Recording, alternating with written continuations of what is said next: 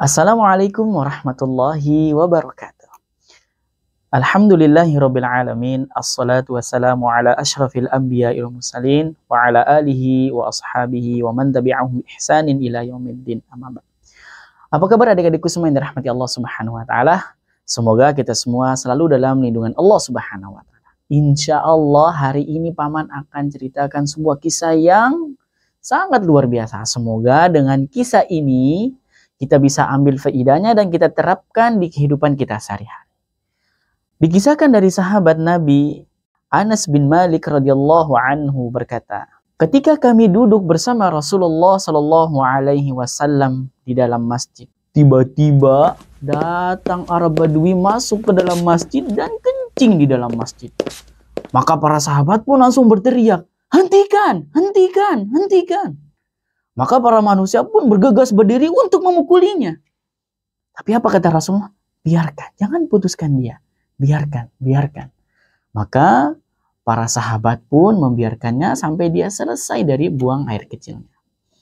Setelah Arab Badui itu selesai dari buang air kecilnya, maka Nabi Shallallahu Alaihi Wasallam memanggilnya dan menasehatinya. Ini masjid tidak patut untuk dikencingi dan dikotori. Akan tetapi masjid ini, kata Nabi SAW, untuk mengingat Allah Azza wa Jalla, tempat sholat dan membaca Al-Quran.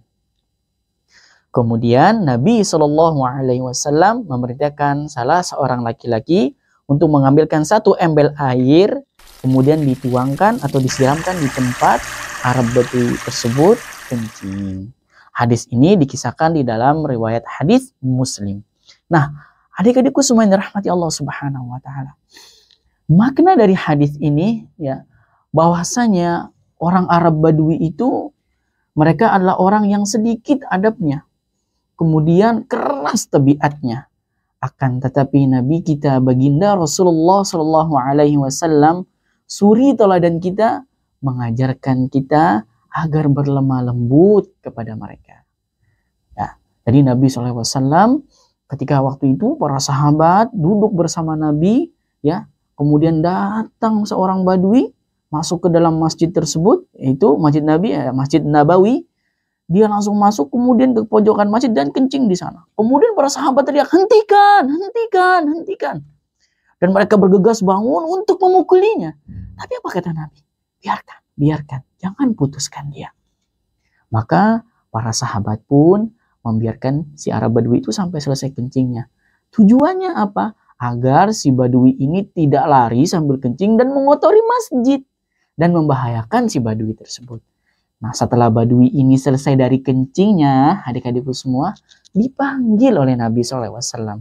Dengan lembut, Nabi Muhammad SAW mengajari orang Badui ini, menjelaskannya bahwa masjid ini adalah tempat yang suci, tidak boleh dikencingi dan dikotori. Ya, sesungguhnya masjid ini ya digunakan untuk mendirikan sholat, ya berzikir dan membaca Al-Quran. Maka setelah itu Rasulullah SAW pun mengingatkan dan menasehati para sahabat, hendaklah untuk menasehati orang Arab Badui itu dengan lemah lembut. Nah, adik-adikku semua yang dirahmati Allah Subhanahu wa taala, ada faedah besar yang bisa kita ambil dari kisah di atas tadi.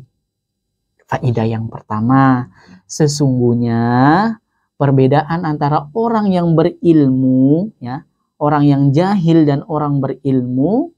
Orang-orang yang berilmu itu mereka beradab dengan adab-adab Al-Quran dan As-Sunnah. Itu adab atau faidah yang pertama.